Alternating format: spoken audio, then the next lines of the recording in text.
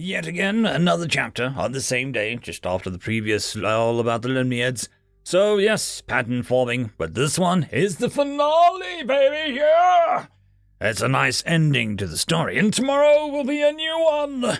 So I hope to see you there. Just a quick shout out to the T5 peeps. Bob the Dragon, Cat Crab Lobster, Data Magnet, Dark Machine, Bezic, Try Again 95, Pudic Yol, Astrea the Dreamer, Casper Arnholtz, Cam Maxwell, Ithilia, Meridian 117, and Jordan Bucksmorm. Thank you very much. But first, the ending. Born to Kill, final. Harkin couldn't physically sweat, cry, or vomit, but the aftershock of what she had experienced had her mind screaming to do all three. Instead, she settled for sliding off of her platform and letting the crushing gravity wash over her. These Terrans lived with this pain every day of their tortured lives. She could still see the female Terran's face before it turned its back on Patel. For the first time tonight, Harkin was certain that she knew more than the tutor's null state description. That wasn't what that was. That was the last face a trillion beings were going to see if she didn't stop this madness. Harkin needed time, and she needed space. She crawled back to her platform and guided it away from Dr. Wumbei Chen, who now seemed so small. A tiny queen with a tiny brood from a tiny population of creatures who called a single dying planet their home. The Terrans that didn't grant her the title of doctor were fools, and she was the wisest of them all. The Galaxian had their own troubles and had put all their hopes on the creatures who had no right to call themselves a war race. It wasn't their fault. They couldn't have known what they had traded for or what they had asked. Each single Terran had far too much at stake to be used as trial combatants. All the war races in the galaxy were hive species born ready to die for the brood as long as the queen prospered. These Terrans were born to kill to ensure everything they loved lived. Harkin's entire life had been for war, but she now understood that the galaxy only knew it as a game. These Terrans had to be saved from themselves, or the galaxy was going to burn along with them. Harkin went back to the hatchling's chamber and saw it sleeping just like its father. Harkin now understood that the fate of the entire brood was in that one hatchling. They had taken her here to save her empire's legions from certain death.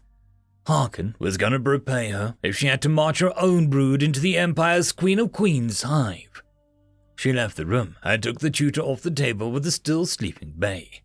She covered her with a piece of textile that she had found and the tutor had shown her was appropriate. She then downloaded Bay's entire library, including footage, history, songs, and movies.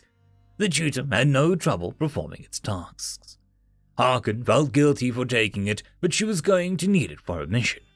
Slightly less noble perhaps, but for reasons she didn't understand, she decided to enter the feeding chamber and take 2 remaining cells of royal jelly.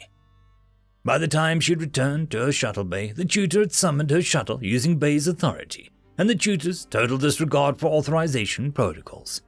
The steward Tali didn't dare stop the Legat, who had audacity to click her mandibles like a young princess. Epilogue. Less than 4 years after the discovery by the Galaxians League, the Terrans had managed to join and then be removed as a war race designated species by the Galactic Council. In principle, the resource allocation system had been designed to ensure the Galactic Assembly compensated the war races to maintain their readiness and to stop them from ever truly instigating full-scale conflict.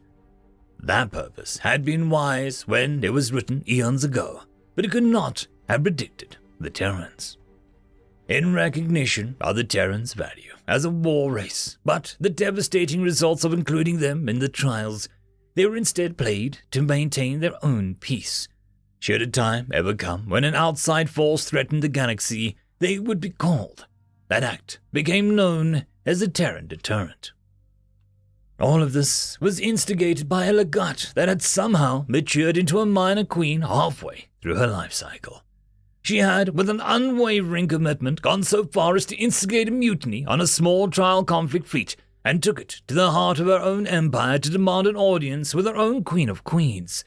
The Legat had offered its own head as a condition her queen experienced the story of a Terran named Moldy.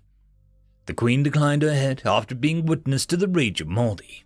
She instead petitioned the Galactic Council for the expulsion of the Terrans and their immediate designation as a unique race.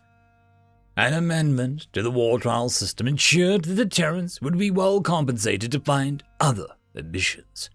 They slowly spread out from their dying world and happily settled planets deemed inhospitable to the rest of the races.